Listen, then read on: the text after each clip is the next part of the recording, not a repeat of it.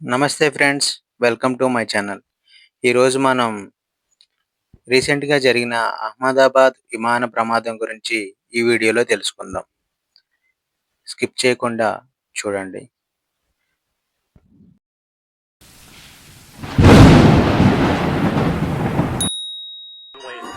విమానంలో ప్రయాణం చేయాలి అని ప్రతి ఒక్కరికి ఒక ఆశ ఉంటుంది.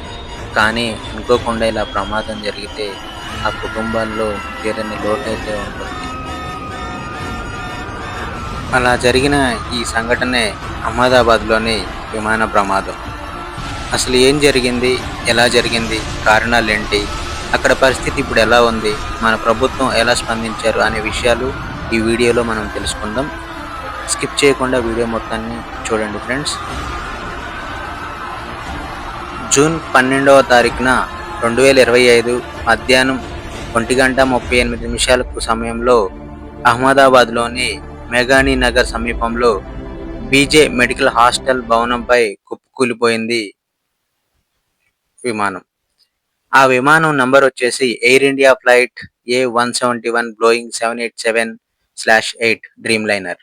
ఆ విమానం అహ్మదాబాద్ నుంచి లండన్లోని హిత్రో విమానాశ్రయంలోకి వెళ్ళాలి. కానీ అనుకోకుండా ఇలా ఆ విమానంలో ఉన్న ప్రయాణికులకు కూడా ఏం జరుగుతుందో తెలియని పరిస్థితుల్లో ఆ ప్రమాదం జరిగి అక్కడికక్కడే వాళ్ళు మరణించడం అయితే జరిగింది. కానీ ఈ విమాన ప్రమాదం మన భారత విమాన చరిత్రలోనే అత్యంత విషాదమైన ఘటనలో ఒకటి. అందులో ఉన్న ప్రయాణికులు మొత్తం 242 మంది. దాంట్లో వేరు వేరు దేశాలకి వెళ్ళేవారు 230 మంది. క్రూ సిబ్బంది 12 మంది. మొత్తం వీరిలో మన భారతీయులు 169 మంది ఉండగా బ్రిటిష్ పౌరులు 53 మంది ఉన్నారు. పోర్చుగీస్ వారు 7 ఉన్నారు. కెనడియన్ వారు 1 ఉన్నారు. ఇలా ప్రాణ నష్టం అయితే కనీసం 260 మందికి పైగా ఉండవచ్చు.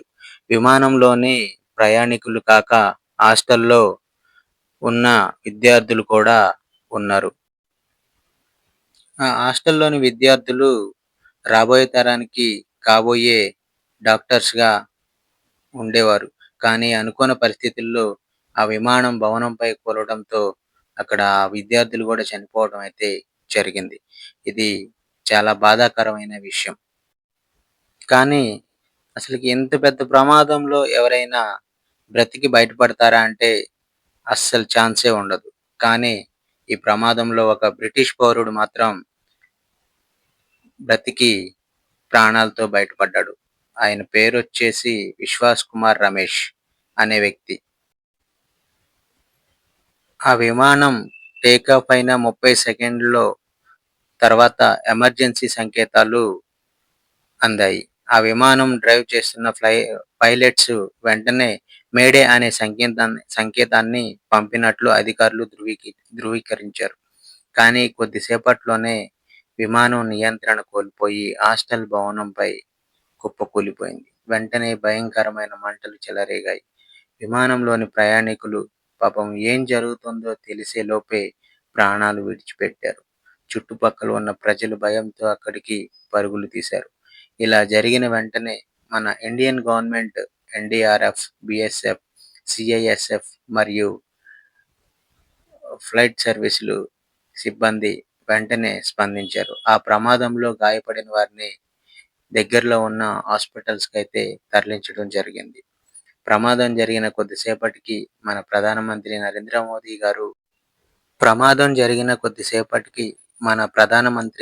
నరేంద్ర మోదీ గారు ట్విట్టర్ ద్వారా తీవ్ర దిగ్భ్రాంతిని వ్యక్తం చేశారు. అలానే మన బ్రిటిష్ ప్రధానమంత్రి రిషి సునక్ అండ్ కెనడా ప్రభుత్వం మరియు పోర్చుగల్ మరియు బోయింగ్ సంస్థ తమ సంతాపం తెలియజేశారు. పిఎంఓ ప్రత్యేక సహాయ నిధి ద్వారా మృతుల కుటుంబాలకు 15 లక్షల పరిహారం ప్రకటించింది.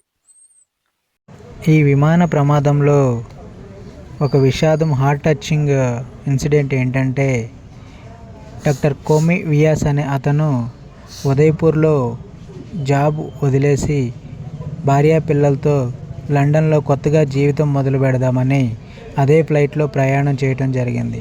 కానీ అనుకోని పరిస్థితుల్లో ఆ ఫ్లైట్ కూలిపోవడంతో అందరూ కూడా మరణించడం జరిగింది. ఇలాంటి జీవితం హ్యాపీగా లైఫ్ని బిగినింగ్ చేద్దామని అనుకుంటే ఇలా అనుకోని సంఘటన జరగడం వాళ్ళ జీవితాల్లో, వాళ్ళ కుటుంబీకుల్లో ఎంతో దిగ్భ్రాంతిని గురి చేసింది. ఇలా జరిగిందండి. అందుకే లైఫ్ ఈజ్ వెరీ అన్ప్రెడిక్టబుల్. మనం రేపటి గురించి ఆలోచిస్తాం, కానీ ఈరోజు ఏం జరుగుతుందో మనకి ఎవరికి కూడా తెలియదు.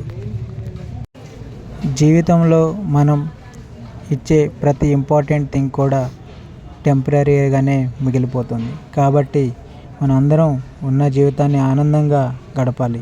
ఇలా రేపటి గురించి ఆలోచించి అనారోగ్యాల పాలవ్వద్దు. ఇదండి ఈరోజు వీడియో.